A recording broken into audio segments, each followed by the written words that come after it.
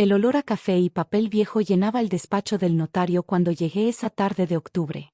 Las paredes forradas de libros de derecho y los muebles de caoba me recordaron inmediatamente a la oficina de mi padre, donde había pasado tantas tardes durante mi adolescencia, escuchándolo hablar por teléfono sobre inversiones y estrategias financieras que entonces no entendía completamente. Mi nombre es Alejandra Ruiz, tengo 34 años, y durante los últimos 15 había construido silenciosamente un portafolio de inversiones que ahora valía más de 20 millones de pesos. Pero para mis hermanos, Fernando y Gustavo, yo seguía siendo la hermana menor que había desperdiciado su educación estudiando filosofía en lugar de administración de empresas. Llegas tarde, como siempre, murmuró Fernando cuando entré a la sala de conferencias. Estaba sentado en la cabecera de la mesa, revisando documentos con la actitud de alguien que ya se había declarado a sí mismo como líder de la familia.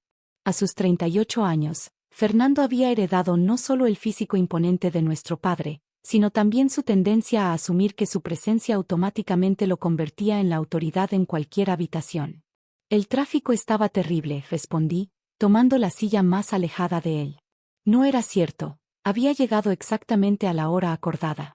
Pero había aprendido hacía años que cualquier cosa que dijera sería interpretada como una excusa o una falta de respeto hacia la importante agenda de Fernando. Gustavo, mi hermano de 36 años, ni siquiera levantó la mirada de su teléfono. Estaba revisando las acciones de la bolsa, como siempre. Su trabajo como corredor de bolsa le había dado suficiente éxito financiero para validar su creencia de que era el único de los tres que realmente entendía el dinero. Bien, comenzó el licenciado Morales, un hombre mayor con gafas que había sido el abogado de la familia durante más de 20 años.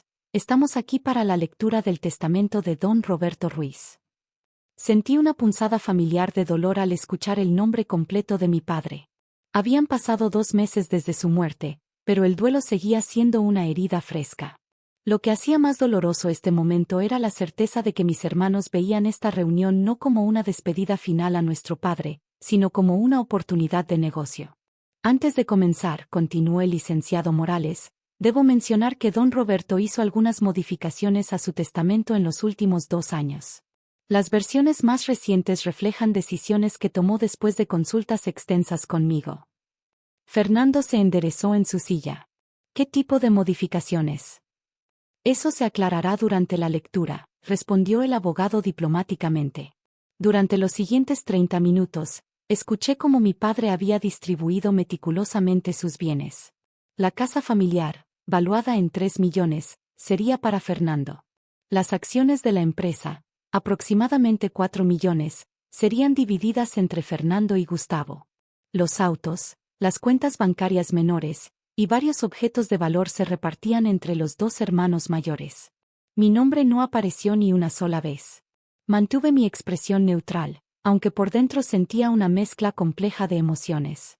No era sorpresa, exactamente. Durante años, mi padre había hecho comentarios sobre mi falta de ambición comercial, y mi elección de vivir modestamente a pesar de tener un posgrado.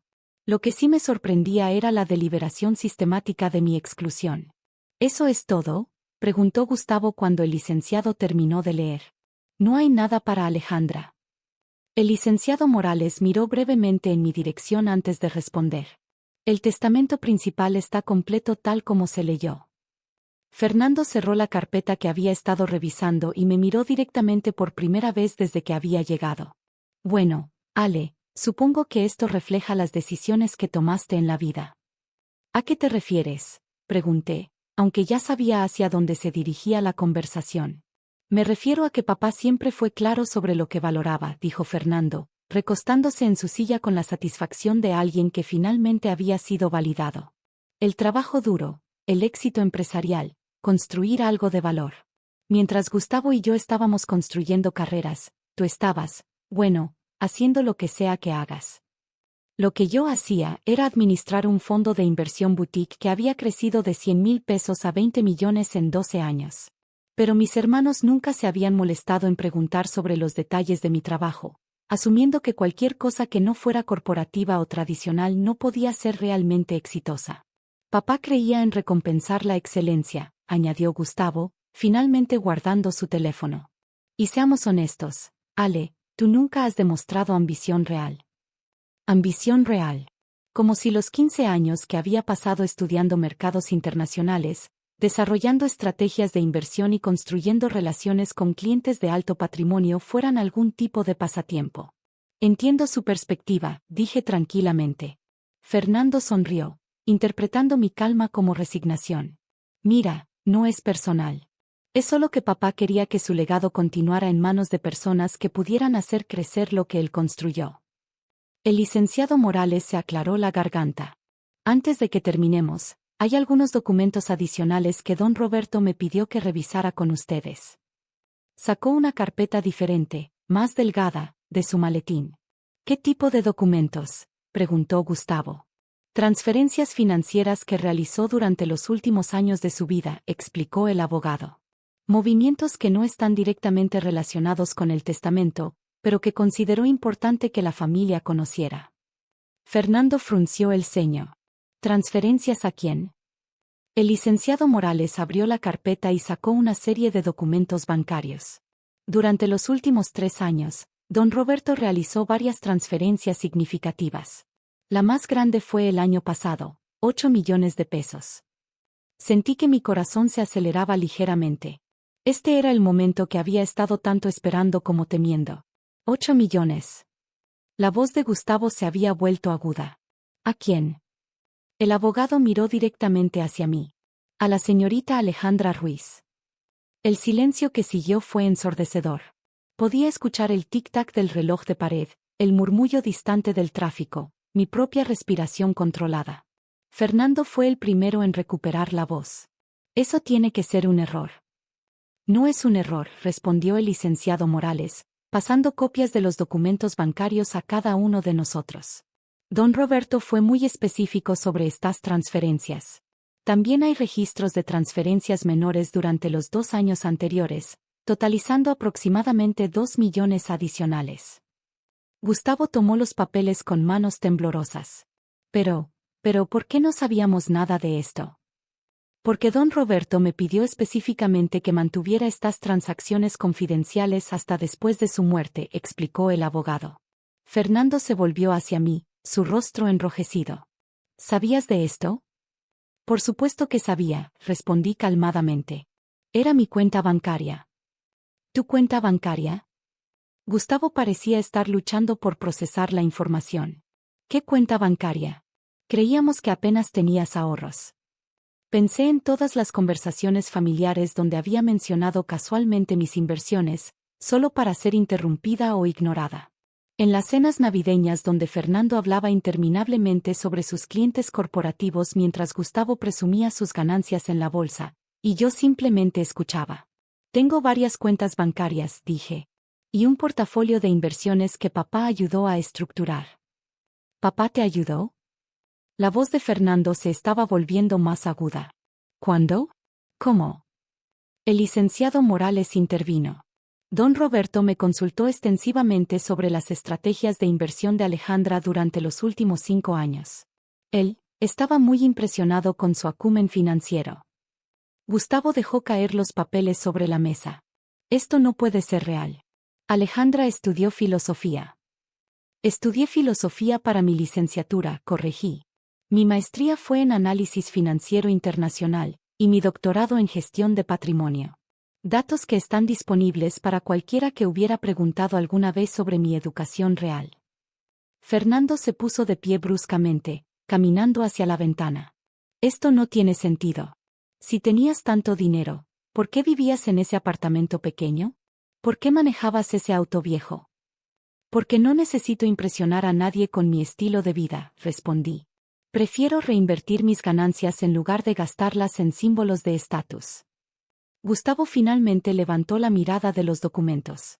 ¿Cuánto tienes exactamente?